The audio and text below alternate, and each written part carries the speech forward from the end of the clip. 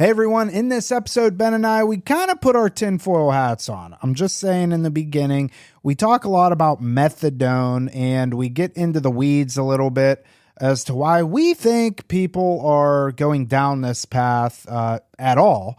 And Ben shares some of his experiences with methadone, the pros, if there were any, and the cons, which there were a lot, and what we have seen it doing to people over the years, and we give our opinions on it and why we think that abstinence-based treatment is the best. Your recovery should be abstinence-based unless there are absolute outliers out there, which we discuss in this episode.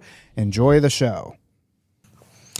Here we are, Real Recovery Talk. I am your host, Tom Conrad. In today's episode, we've got Benjamin B. What's happening, everyone? First things first, thank you for tuning in on the podcast app, whichever one that you choose to use. And thank you for watching on YouTube. In the end, if you have any comments, questions, or concerns, you could always reach us, info@realrecoverytalk.com. Again, that's info@realrecoverytalk.com. And ultimately, we want to help you turn your mess into your message. Right, Ben? These are the facts, Tom. What's up? Chilling, dude. How you doing? I definitely can't complain. We went to Deliciosas de la Abuela, new restaurant that Nicole, our clinical director, introduced us to that is just fire. It was okay. What? I mean, it was good, but I don't think it was like, to die for. I don't know. Maybe it brings back my childhood. That what's it called? When you go back in time. Childhood memories? Sure. Okay. I was raised on rice and beans. Shout out to Deliciosos de Abuela. If we're even saying it right. Nah, guaranteed we're not. All right. So in today's episode, Ben came up and he said, "You know what, Tom, I have a topic." And I said, "You know what, Ben, let's just record it right now." So here we are.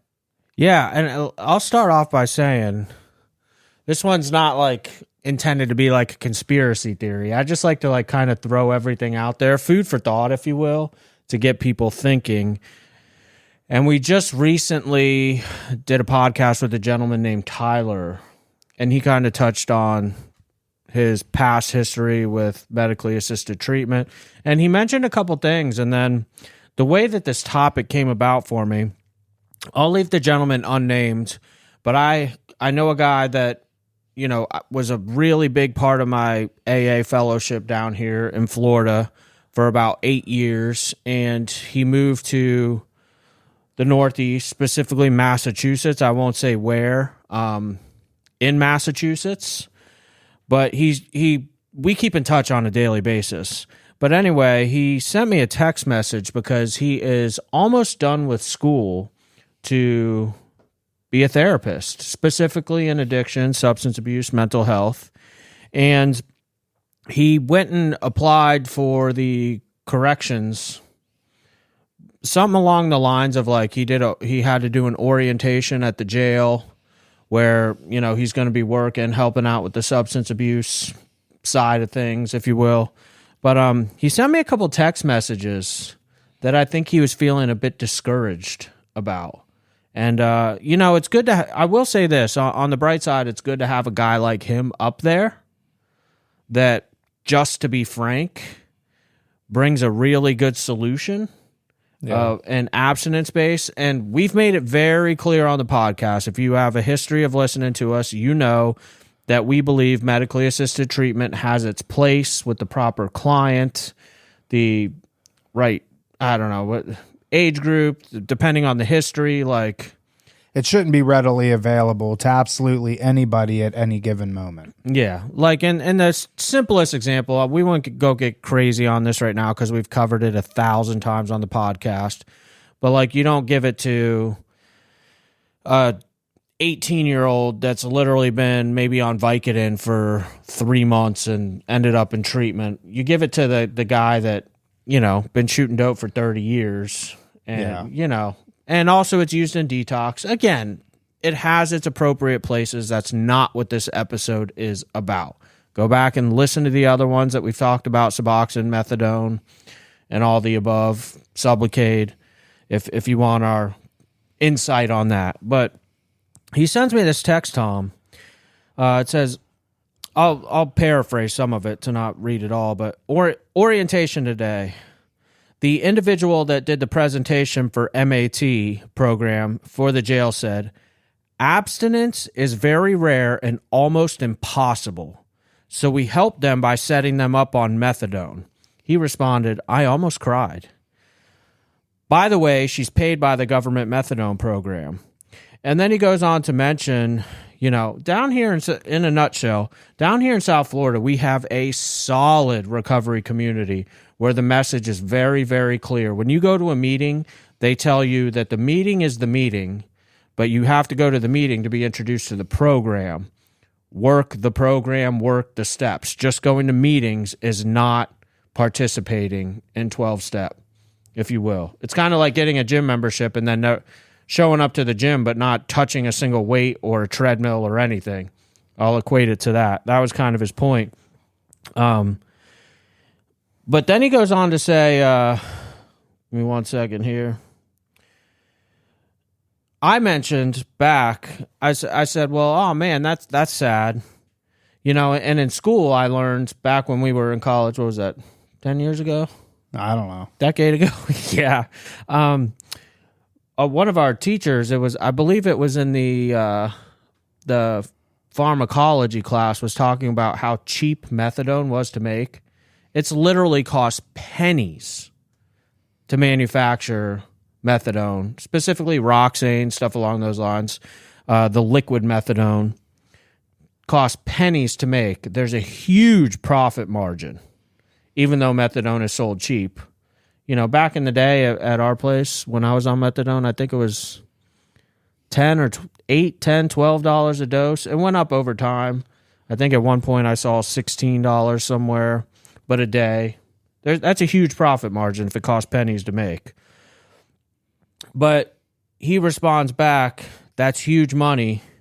And he's been peeking behind the curtain, and he said the jail, the prison, will even sign you up for insurance. Again, this is why I started off by saying this isn't like a conspiracy theory thing. It's just to get you thinking about it. But if the jail is signing you up for insurance and their intention is to put you on methadone, which is a state-run program, methadone, I've talked about it. I will touch on this part. Methadone is the opiate that absolutely brought me to my knees. It was the most physically addictive drug I have ever been on in my entire life, point blank, period. There is nothing like methadone withdrawal. When we get calls when most detoxes have to specialize in methadone, and they'll only take somebody if they're at a low enough dose to be able to take them. Like methadone is so physically addicting, and I will speak to my personal experience on that. I've done a lot of opiates in my life, the worst. Point is, they sign you up for insurance, get you on the methadone, which is completely physically addicting to another level, and hence you're caught in the cycle. And guess what?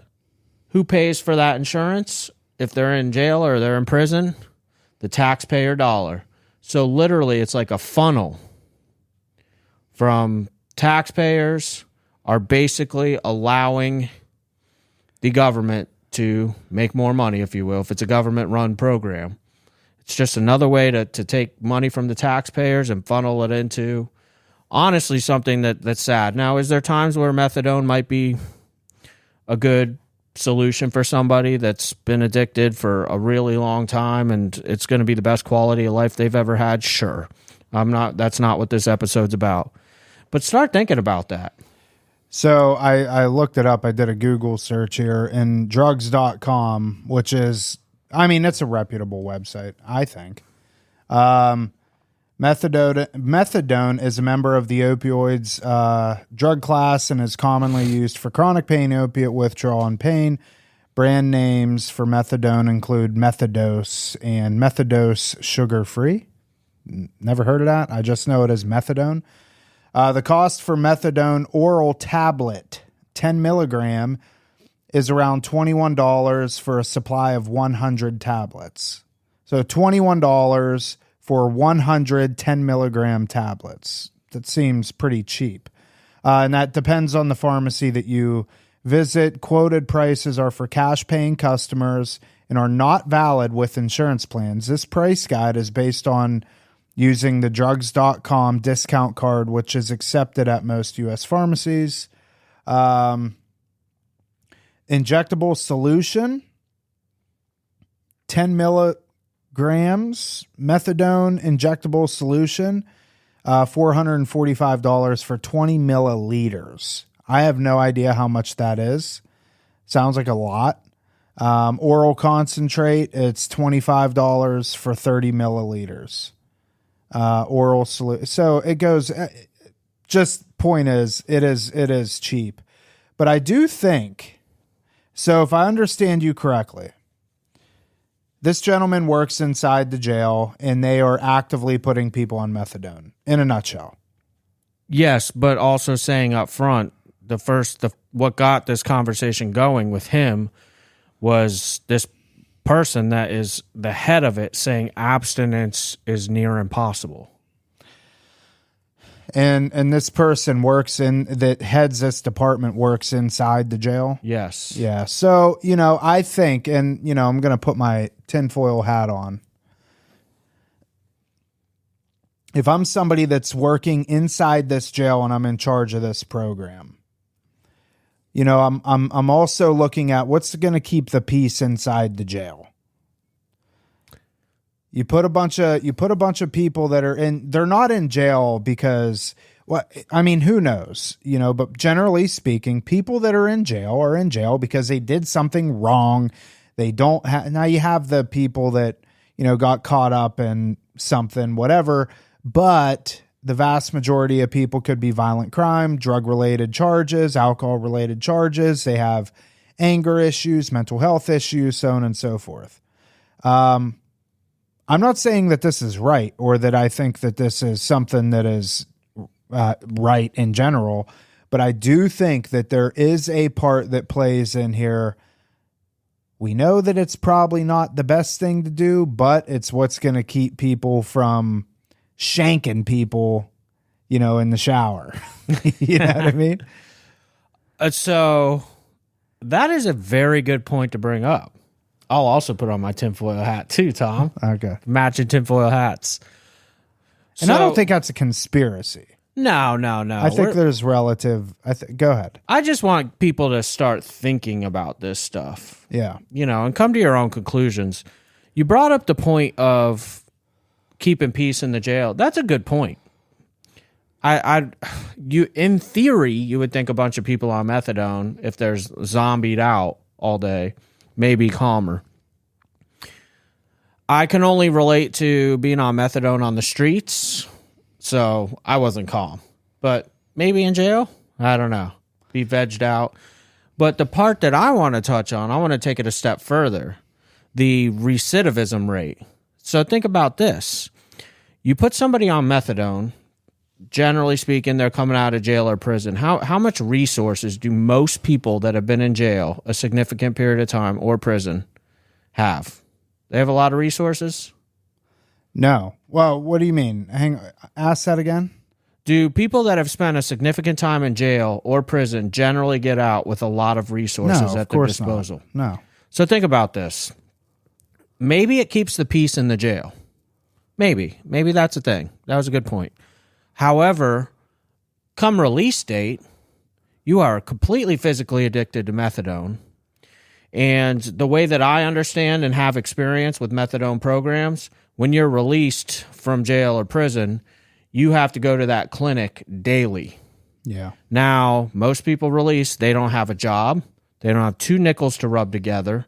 Maybe the insurance is paying for it, the dose itself. However, they've now got to find logistics, transportation to get to the methadone clinic every day until they've met criteria, which is usually, I think the place I was at, you had to be there 6 months of going every day, and then they'd give you like 2 take-homes a week. You'd have to go like 5 days, and they'd give you some for the weekend that you don't have to visit the methadone clinic.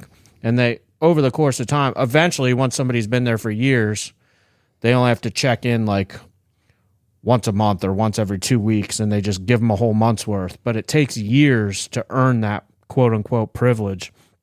My point is, you come out of jail or prison completely physically addicted. As somebody who needs to be rehabilitated and reintroduced into the world, reintegrated, you got to go look for work, check in with your probation or parole officer. Now you got to make it to the methadone clinic every day. You are totally set up for failure. What are the chances that they're going back to jail or prison? Very high, yeah. It's a setup for failure. Yeah. Well, I think in general, and this goes back to our overall opinion on medically assisted treatment, most people, whether you're in jail or not, you're set up for failure, in my opinion. And, you know, people will argue this all day long, and that's fine. Everybody's entitled to their own opinion. My opinion, based off of experience at this stage, working with thousands of people, when you're on something that if for a long term, you know, Suboxone maintenance, methadone maintenance, marijuana maintenance, now we're starting to see benzodiazepine maintenance, you're setting yourself up for failure because you're not addressing the issues at the core. You're not addressing the underlying issues as to why we're using to begin with. Going back to the 18-year-old kid that got hemmed up, and, you know, he finds himself in treatment, and he's had even a 3-year opiate addiction. We're going to put this kid on a Suboxone maintenance program for the next year or however long. That to me is asinine. That's crazy. Now you got a 65-year-old man that's been shooting dope that, you know, we're in Palm Beach County. Every day when I leave the office, I go out here, I bust a U-turn, and I have to head up to the light here at Okeechobee to make a left to head home. Every day, there's this same old man that's on the median pushing a wheelchair. It's like his shopping cart, right? And he's high as a kite. Just a couple days ago, as a matter of fact, he was nodding out, standing up. The only thing that was preventing him from rolling off of the median into the middle of the road was the front wheels were in like this little crack in the median.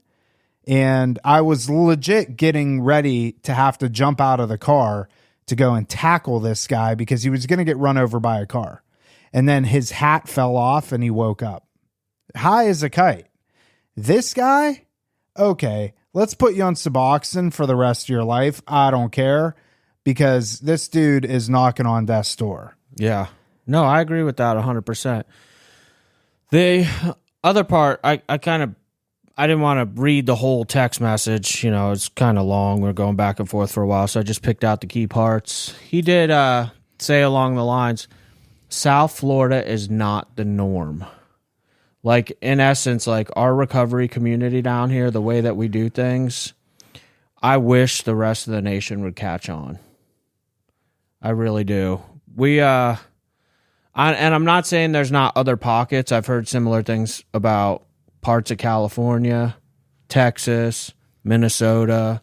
You know, there's pockets of really healthy recovery here and there throughout the U.S., but South Florida is the model for people staying abstinent and sober and having the best quality life possible. Yeah. It really is. And I brought up that we podcasted with Tyler the other day because he talked about that. He grew up in Massachusetts, specifically, where this gentleman moved to. Oh, we also talked about Renee, who moved to Massachusetts and told me she's someone that used to work with us, in case you missed that episode. Someone that used to work with us doing admissions, very, very close friend of ours, ended up moving up to Massachusetts, and she called me on the phone and said, Ben, there is no abstinence-based treatment up here. It's everybody on methadone, Suboxone, and it's just a never-ending cycle. And she told me it made her sad, like knowing the quality of treatment, recovery, 12-step meetings, all that down here in South Florida. Like that, the fact that lady comes out and says that abstinence is nearly impossible is just, it's heartbreaking. It really, really is. And the guy Tyler also said the same thing about Massachusetts. I mean, Renee was telling me up there, and we had this down here for a second. It went away really quick. But she's like, the side of all the city buses are big, giant Suboxones, like advertisements. Really? Yeah, and I remember her telling me that. We had that for a minute down here for, I would say there was like a year time. Do you remember when there was a lot of billboards for Suboxone?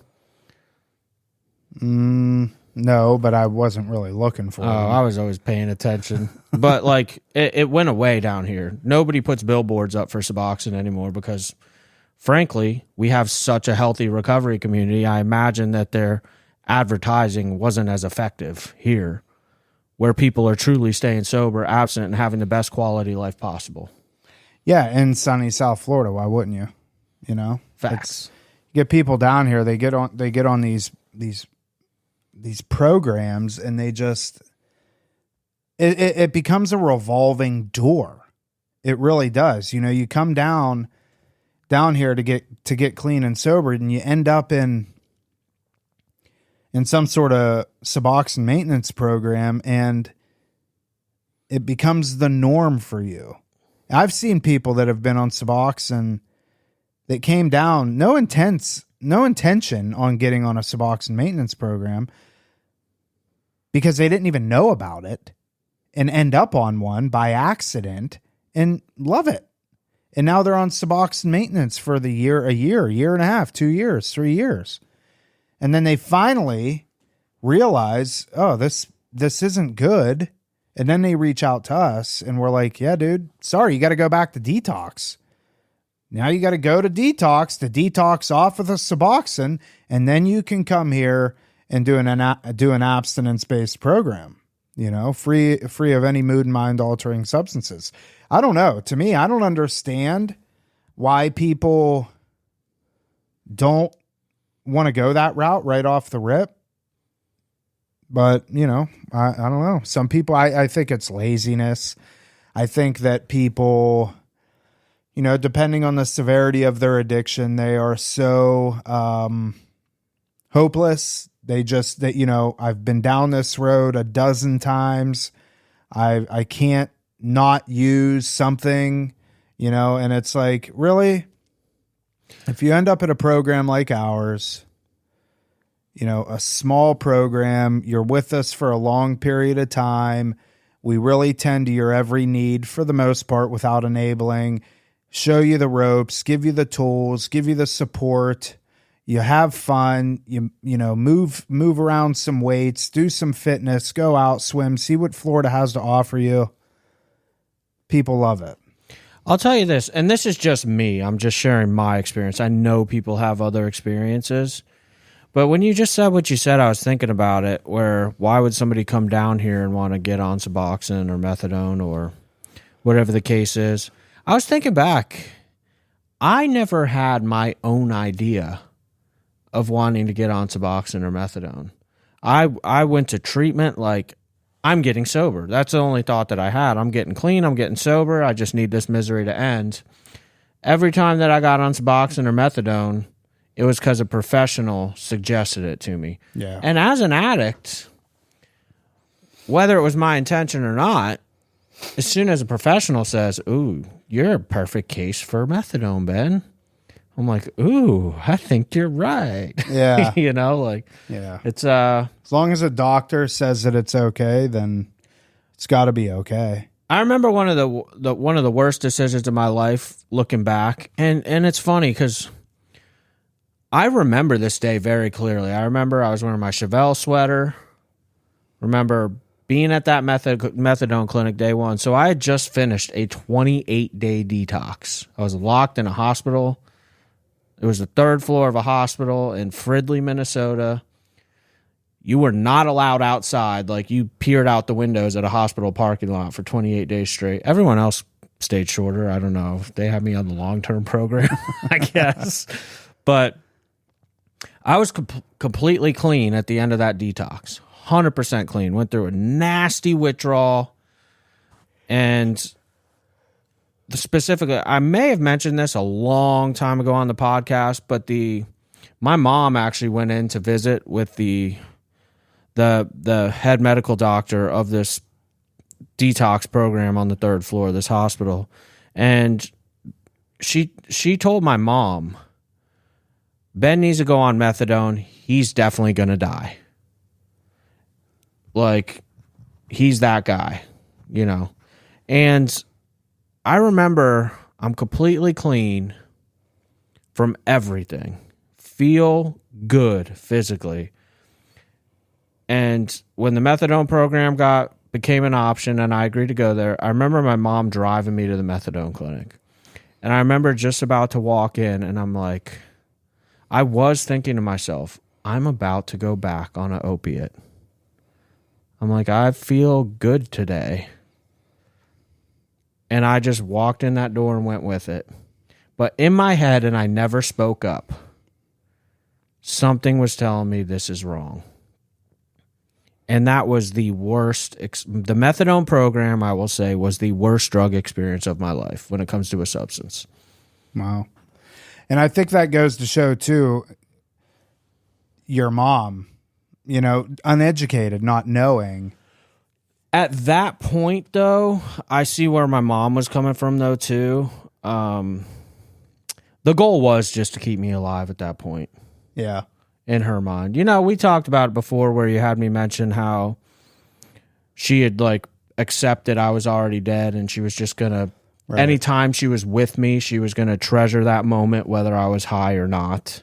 My mom had already found peace, and the goal was literally to keep me alive, which, were those professionals wrong? I don't know. That wasn't necessarily my point. But I do, more of my point is that I, as the one experiencing it, as the addict, walking that first day into that methadone clinic was like, this is wrong. This is wrong. Do it anyways. Yep. Yeah. Yeah, it's unfortunate. I mean, it's a nasty, nasty world we live in today.